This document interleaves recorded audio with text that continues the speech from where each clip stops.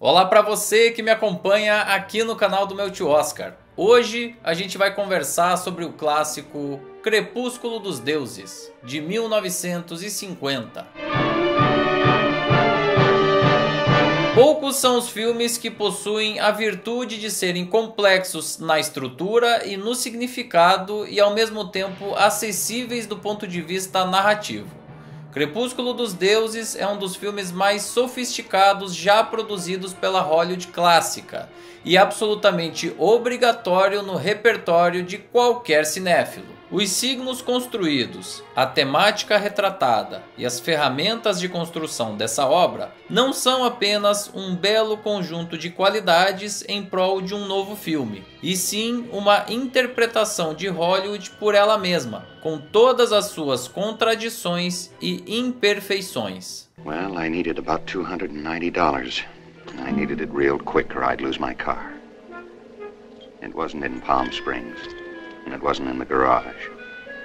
I was way ahead of the finance company. I knew they'd be coming around and I wasn't taking any chances. So I kept it across the street in a parking lot behind Rudy's Shoeshine Parlor. Joe Gillis é um roteirista que vive em Los Angeles e luta para conseguir um trabalho, sem o qual ele vai perder o carro financiado por falta de pagamento. Primeiro ele tenta vender uma das suas mais recentes ideias para um executivo da Paramount e depois conversa com um agente que era seu conhecido. Sem dinheiro no bolso ou perspectivas profissionais, ele esconde o carro na garagem de uma mansão localizada na famosa Sunset Boulevard, uma das mais famosas e importantes ruas da cidade. A grandiosa construção, no entanto, se apresenta tão decadente quanto as suas generosas dimensões. A casa está claramente abandonada, mal conservada e agarrada ao passado até mesmo pela sua decoração. E de forma ainda mais bizarra do que isso, habitada por um mordomo chamado Max e por uma mulher de meia idade. You're Norma Desmond. Used to be in silent pictures, used to be big. I am big. It's the pictures that got small. Esse é um dos diálogos mais famosos do cinema e muito representativo do que foi a transição do cinema mudo para o falado no final da década de 1920. A implementação de diálogos sincronizados a partir de O Cantor de Jazz, em 1927, estabeleceu uma nova dinâmica de produção, distribuição e exibição dos filmes que afetou todos aqueles envolvidos na indústria. E é claro que um ramo sustentado fortemente pelo Star System sentiria esses efeitos de forma quase imediata, até porque essa mudança foi relativamente rápida. Nomes até então incontestáveis e consagrados não tinham de repente mais espaço na indústria. Pola Negri, por exemplo, tinha um forte sotaque polonês e deixou de ser escalada para novos trabalhos. O mesmo aconteceu com Emil Jannings, o primeiro vencedor do Oscar de melhor ator da história, que tinha nascido na Suíça. Norma Talmadge era americana e fez aulas para trabalhar a voz. Mas o fracasso dos seus primeiros filmes falados aceleraram a sua aposentadoria. Um dos nomes mais importantes da direção cinematográfica durante a Era Muda, D.W. Griffith, teve enormes dificuldades a partir da década de 1930. E até mesmo um dos maiores cineastas de todos os tempos, Charles Chaplin, resistiu o quanto pôde para fazer a sua própria transição. O que Crepúsculo dos Deuses escancara no primeiro momento são as consequências disso para a vida real, para os envolvidos naquela máquina de sonhos. A Norma Desmond é o sintoma de uma indústria que se apega à imagem e às aparências, e não tem pudor de descartar qualquer um que não se enquadre mais no padrão desejado. O filme revela aquilo que o público normalmente não vê, os bastidores pouco nobres de Hollywood. Thank you, Jonesy. And teach your friends some manners. Tell him without me, you wouldn't have any job, because without me there wouldn't be any Paramount Studio. You're right, Miss Desmond. Quem interpretou essa personagem tão magnética do filme foi a atriz Gloria Swanson. Ela própria, uma estrela do cinema mudo que construiu a carreira na Paramount. A sugestão veio do diretor George Cukor, já que as opções iniciais tinham sido Mae West e Mary Pickford, mas elas recusaram a proposta. Pela interpretação, ela assegurou a terceira indicação ao Oscar da carreira, 20 anos após a lembrança pelo filme Tudo por Amor, relativa à temporada 1929/1930 da Academia. Um retorno triunfal acompanhado de outros personagens símbolo da Era Muda. O mordomo Max é vivido por Erich von Stroheim, ator em dezenas de títulos e diretor de Ouro e Maldição, um dos trabalhos mais aclamados pela crítica em 1924. Além disso, uma das cenas do filme traz a participação de H.B. Warner, Anna Q. Nilsson e de um dos símbolos da comédia, Buster Keaton, sentados à mesa jogando cartas. E para completar a presença de personalidades reais no filme, estão presentes ainda a atriz e colunista social Hedda Hopper e o diretor Cecil B. DeMille. What's the matter, dear?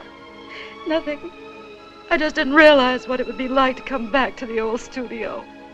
I had no idea how much I missed it. We've missed you too, dear. We'll be working again, won't we, Chief? We'll make our greatest picture. Yeah, that's what I want to talk to you It's a about. good script, isn't it? Well, it has some good things in it, yes, but it'll be a very expensive picture. Oh, I don't care about the money. I just want to work again.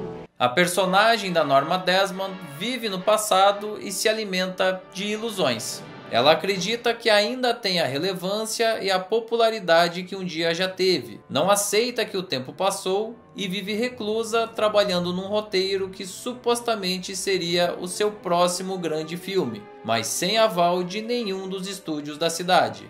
Ela se aproxima do jovem roteirista Joe não só para pedir a sua ajuda, mas também para continuar se sentindo uma atriz de 20 e poucos anos no auge, bonita, poderosa, rica e desejada. Ela nega o presente simplesmente porque sofre muito com as consequências dele. Isso nos leva a um outro aspecto importante do filme, que é o envelhecimento das estrelas. Hollywood sempre foi muito cruel com as mulheres nesse sentido, aposentando precocemente várias atrizes pelas transformações naturais do corpo que vêm com a idade. E os procedimentos estéticos pelos quais a nossa protagonista passa são um símbolo disso tudo.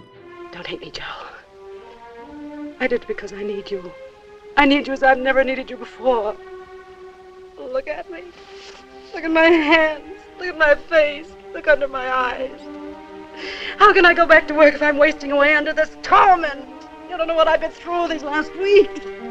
O protagonista masculino desse filme foi interpretado por William Holden, que foi escalado para o papel depois que Montgomery Clift e Fred MacMurray declinaram do convite. Ele recebeu a sua primeira indicação ao Oscar em um papel que é complementado pela personagem Betty, interpretada pela atriz também indicada ao Oscar, só que como coadjuvante, Nancy Olson. As dificuldades de um roteirista em Hollywood também são expostas pela história desde o início, mas ao contrário da Norma, a Betty é flexível, coerente e maleável. Ela não tem a ingenuidade de achar que tudo vai dar certo num toque de mágica e acredita no trabalho duro até depois do expediente para que se chegue a um bom resultado final. Ela serve como um contraponto à protagonista feminina, levanta a moral do Joe e faz dele um otimista apesar da influência decadente da ex-estrela. Os personagens da Betty e do Max são exemplos excepcionais de como construir um personagem coadjuvante de excelência no cinema clássico. I come from a picture family. Naturally, they expected me to become a great star. So I had 10 years of dramatic lessons, diction, dancing. Then the studio made a test. Well, they didn't like my nose. Slanted this way a little. So I went to a doctor and had it fixed. They made more tests and they were crazy about my nose. Only they didn't like my acting. O roteiro é perfeito, as atuações são soberbas e as questões técnicas são impecáveis. Quem poderia ser o grande responsável por tudo isso? Resposta: Billy Wilder. Claro que todo o filme é uma criação coletiva por definição, mas Wilder conseguiu algo com esse projeto que era praticamente impossível nos grandes estúdios de Hollywood lá em 1950.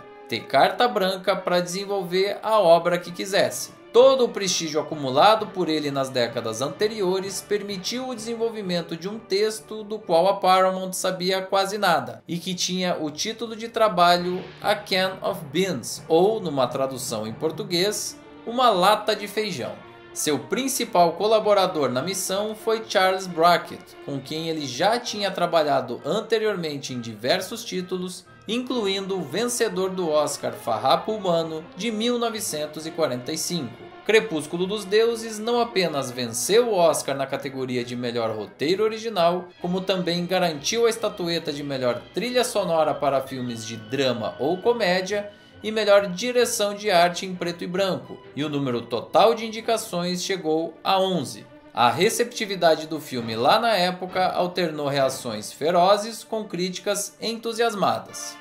O todo-poderoso Louis B. Mayer, chefão da MGM e muito influente na indústria, chegou a afirmar o seguinte diretamente para o Billy Wilder.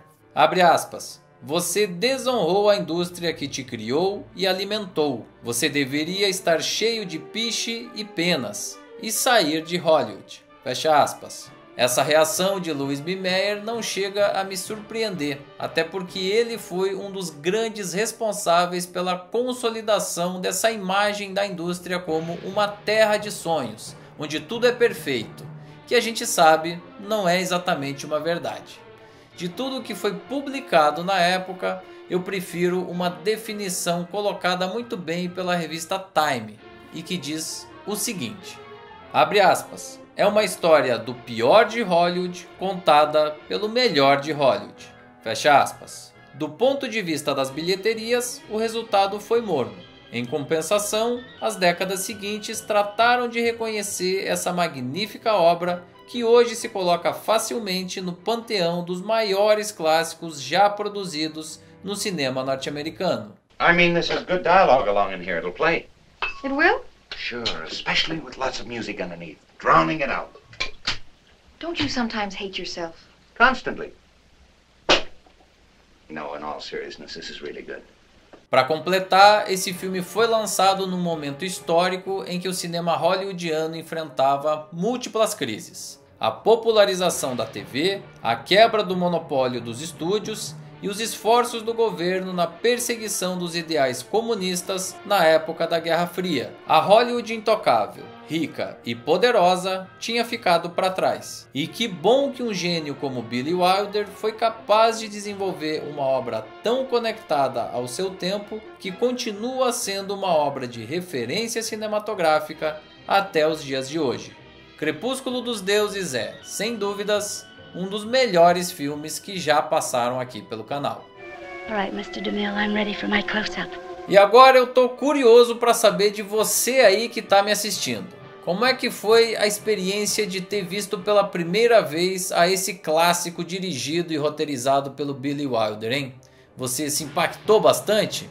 Faz o seguinte, conta pra mim a sua experiência aqui embaixo no espaço destinado aos comentários pelo próprio YouTube.